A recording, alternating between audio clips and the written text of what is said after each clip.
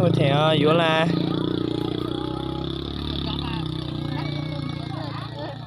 có chỉ có in nụ ở dầu xay cho phong dữ xay còn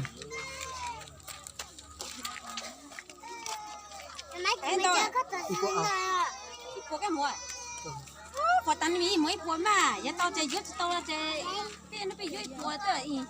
Dốt mà, ôi lắm này. tao cái cua cái, giờ cua cái, chỉ sử chưa chẳng có, giờ thì ý à ý lấy xưa. Ok, rồi ba của giờ thì chỉ để cho này, rồi là bao, ba giờ thì lúc chỉ cho mà này, giờ chúng 100.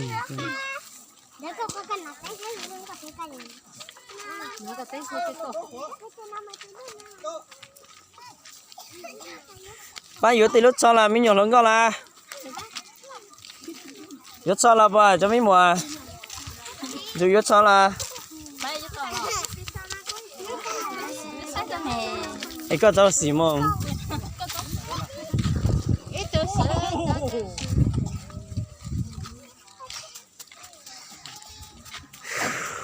mày sang gì lo tại cô lo mà con gió đi cái giàu vào đi tại cả là sự đi hào đó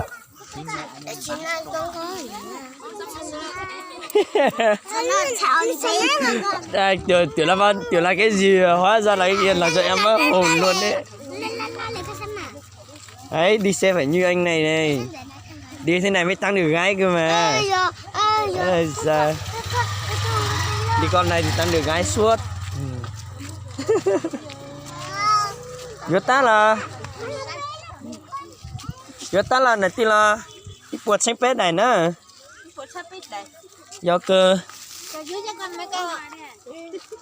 Yo cho mùa qua lì dạo ở té qua xoay giả số sản là tao nữa, rồi nữa.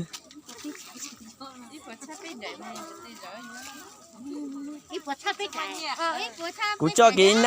inap tôi là tôi vừa tính ra nữa, rồi nữa. Cho có chi nữa, cho có chi cho thế bùa xin nè. Cú cho nhau na xin nè, giờ thì có còn sau cái tao nè. Cho nhớ như chi nhiều lâu không quan trọng mà chi chia chọn nữa, cho nào chia đừng nhớ riêng con xin nè.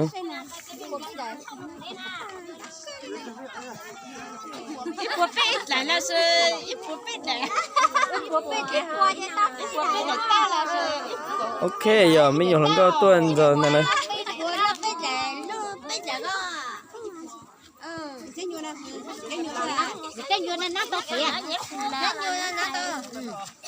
Ok sẽ đợi lo sẽ lo phải vừa nữa. Trời rong nó là sẽ đợi họ ba thưởng thức rồi chi rong là sẽ đợi ba thưởng thức nữa chót thủa thế này.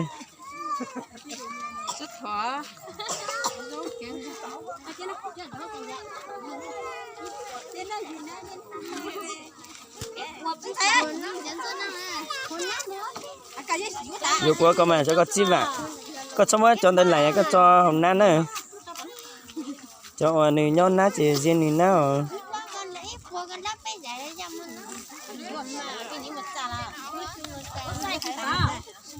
Cho có chi vả.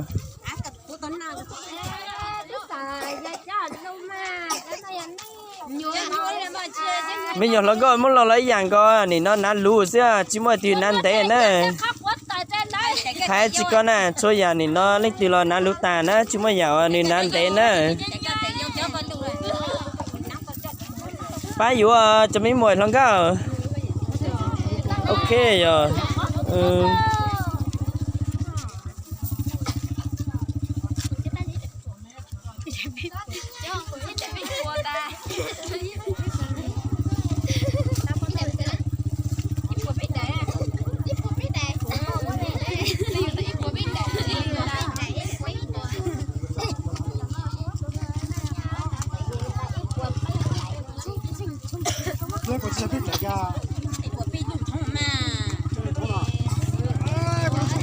Ơi cho mấy mùa ơi, cho bạn nhắn này gì nữa.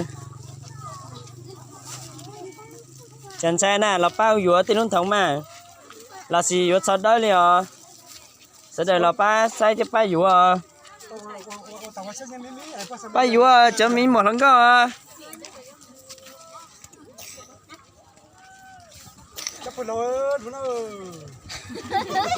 giờ cơ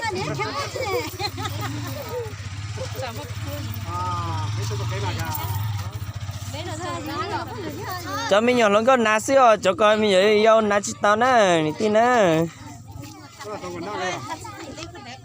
mình nát là tao cơ mà cho con nè ba là xe nhiều là ba vừa tin này mà ok rồi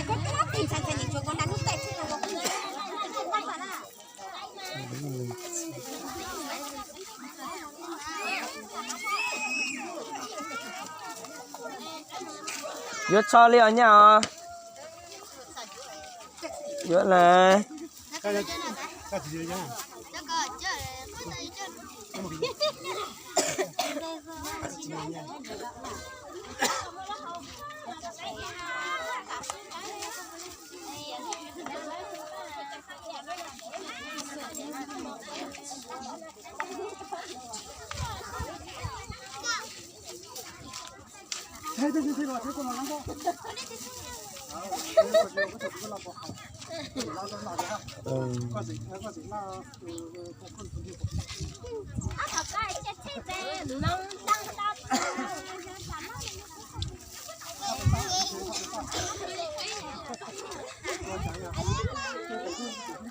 ba vừa tí nhà cho máu tụi mình một lần cơ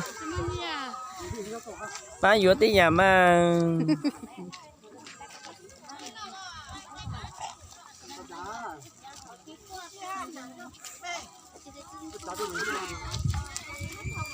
cho nó chia chọn lên thì tin nữa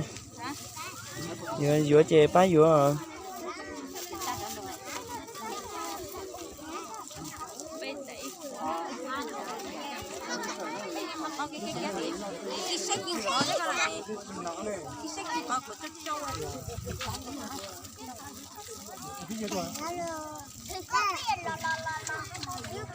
ok rồi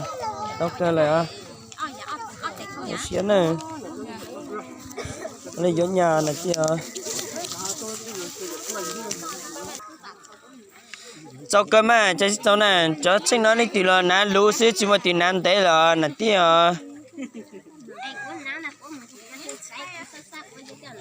ủa chỉ có vô cho nó mà này lo vô cũng cho bên nó mà mà sao vô giờ vô cho anh để bên nó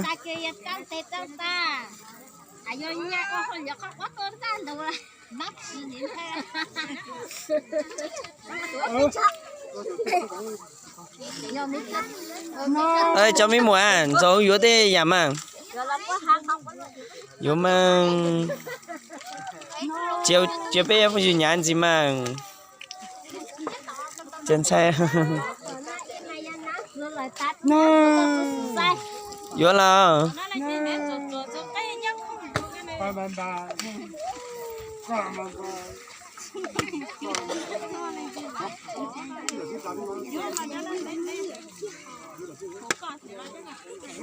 vô là pa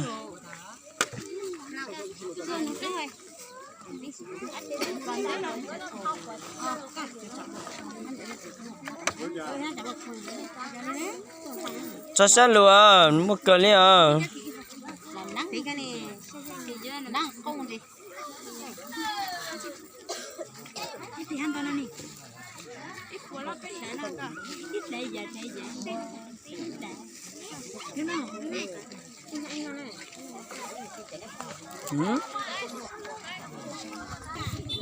ok vô lo cho li em thích một bò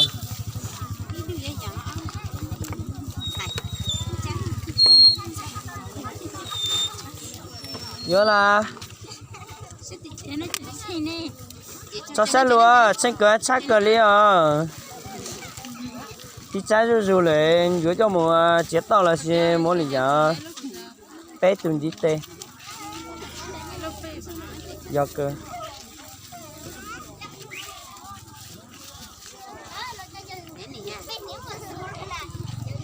Vô là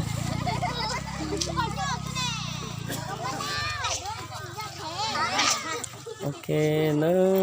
thì sai rồi nó xuống tiền nữa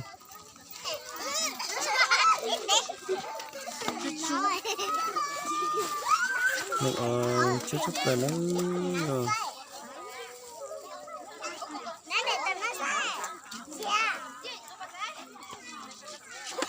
bên nữa ok rồi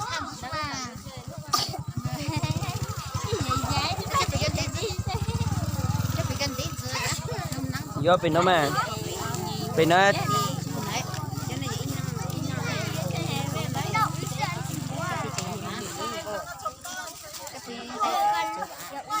cho từ nhà tuổi trẻ chi và cho ông dân tới chơi gì và xíu hả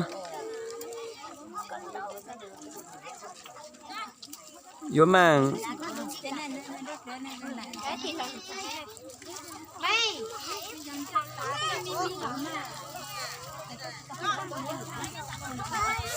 vô là cho có cú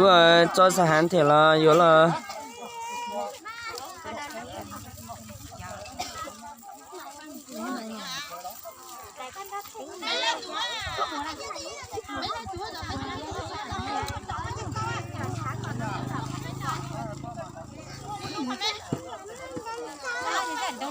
vô táp à chấm mí mùa vô mà sao vô à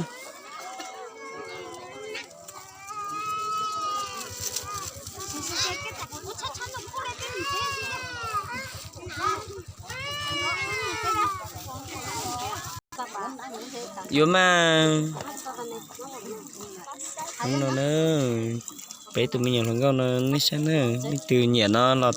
lần tại lấy hồi lụt nó sai nữa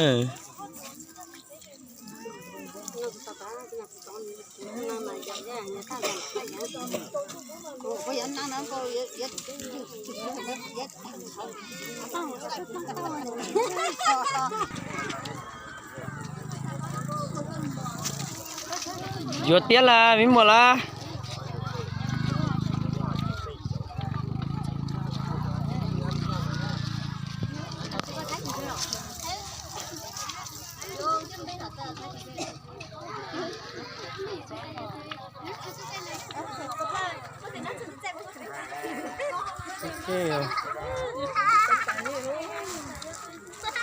bây giờ bắt đầu vào trong này xem nhá. Nếu là có ai thì mình sẽ khẳng định là mua được thì mình sẽ mua cho nhá. Là cái gì thì vào chợ thì mình sẽ ủng hộ một tí nha. Ok.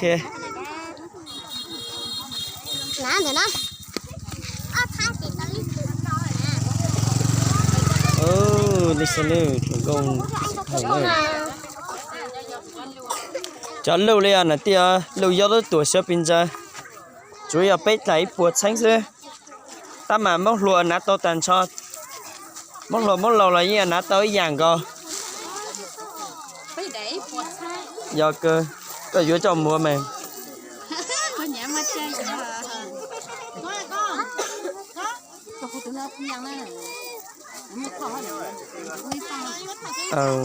lấy chị sẽ coi cái chip có nhiều chó chị nó chị nói do sao rồi cho chip có lại nữa sẽ được hơn khá rồi giờ thì là chưa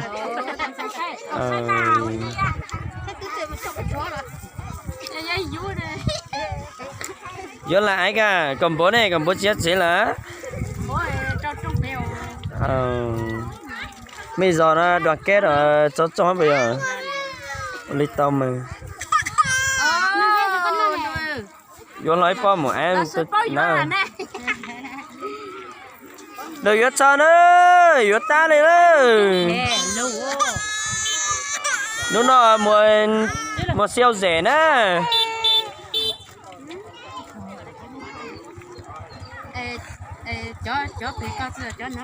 cho nó nữa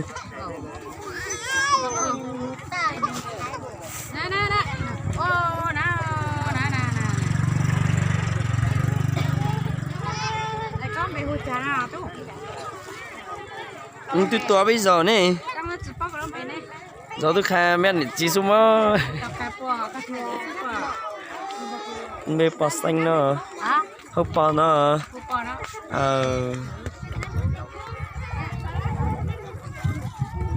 Ok rồi. Bây giờ là đấy khai từ trên nền nhà đang cây xuống nhá anh em. Đấy ok từng lượt một rồi xuống về đây. Xong là mình vô vào đây nhá. Ok. Bây giờ lại tám mà mới mùa. Vừa mà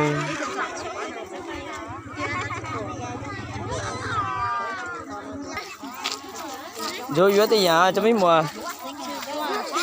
vô mà nó sẽ ở không chờ đi nhẹ nó phải vô chỉ nhẹ nó chưa chờ một lần một mà ok nữa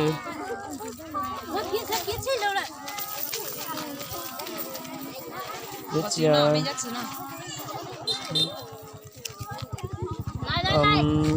cho có ít bột xí ở vô mà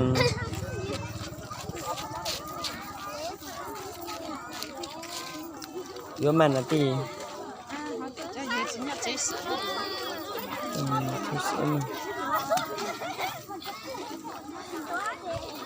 vô là từ này tay vô lúc xong mà ý trong này chỗ bột đỗ cao su bây giờ chạy vô chơi rồi chỗ bột đỗ cao thì số này bây giờ bột nó tiền số mà liền bột tiền này rồng rau bao nhiêu tiếng sau mà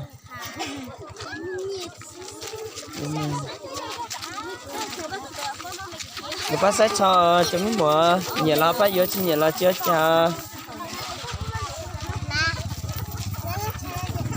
đồ cho nó tròn rồi mua cơ rau xía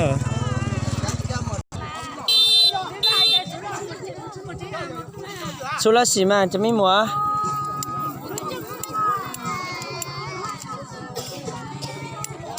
số là gì mà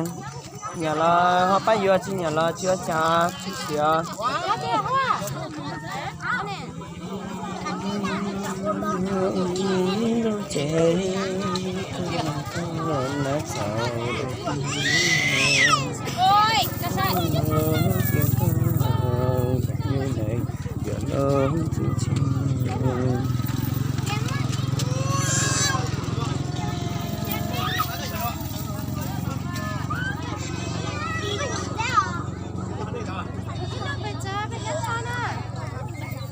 phải gì xưa này tia vừa xe số chị bãi là lo sắp là vừa chị quấy buộc bé sao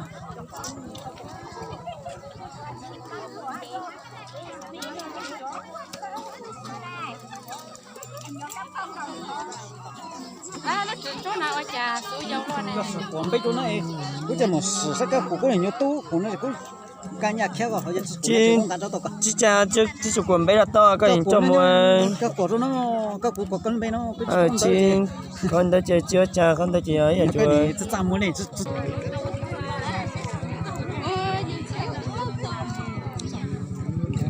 giờ học sinh này học sinh lên từ nào là tao cần nữa đó ok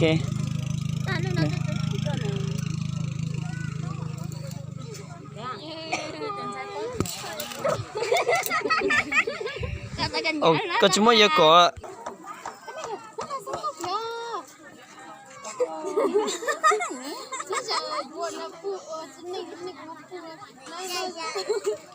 nó nằm phần nhà mà nhà nó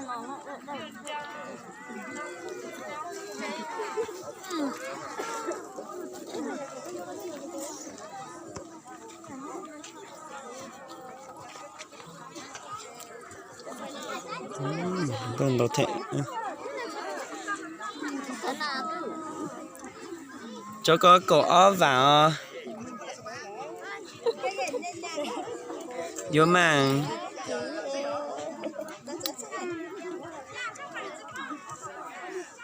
giờ tụi muốn nó bây giờ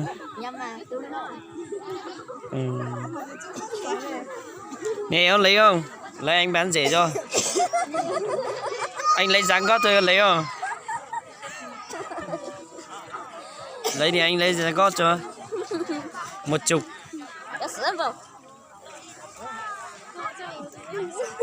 Mua 10 ngón tay xem mà dưới trên mỗi bột xanh cái sao là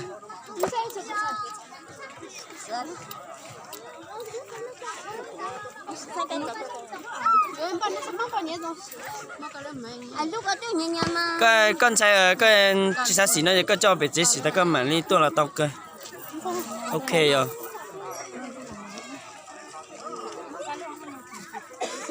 2, 4, 5, 6, 7, 8, 9, 10, 11, 12, 13,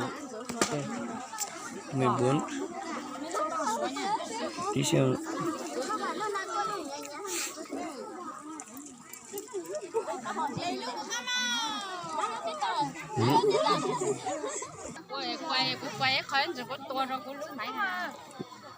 chơi cha ta chỉ nó ông tư ta chỉ nó lấy tiền ba ông chẳng cả lấy YouTube nè YouTube thì cũng hay mong là nè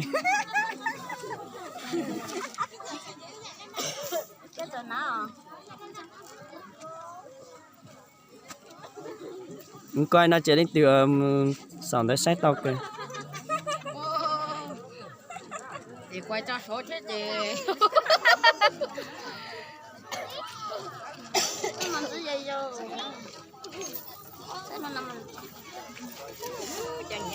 cái này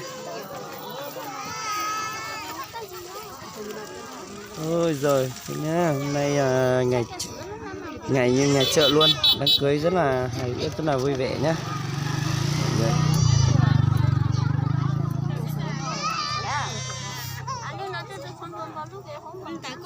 con à hả?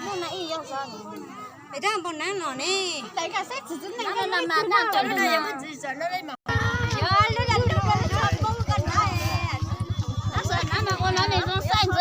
các hồ giống gì bây giờ cho nó xuống luôn gì mà ít là phải vô cái lúa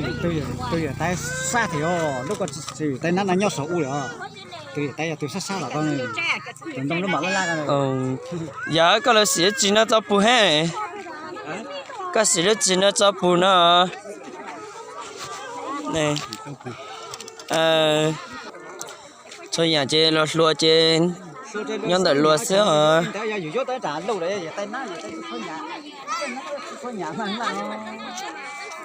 liệu tôi chỉ vừa thì lúa vừa trên vừa là mà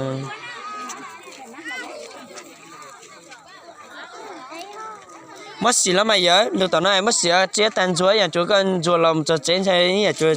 thầu hậu chế đi ho nhớ này em muốn tao xí mà muốn là tao tao xí mà mà muốn xí hả mà Em đang chơi cái tuần mà. mày bây giờ vô gì vô nó mà này vô viên vô mà lên coi vô cho này con này vô bằng ok rồi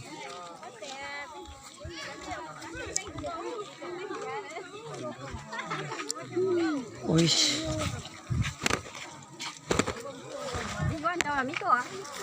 giờ em bé từ vô trên mấy bột xíu lọ mà chơi xa là bù lâu cho một cho bé một bột gì bột xa là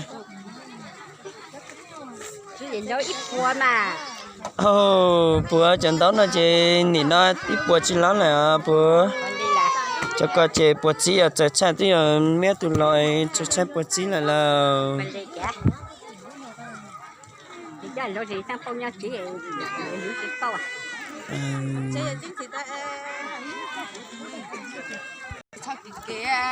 cũng một pi thế chỉ kỳ liêu này vô ta mà là tin nào là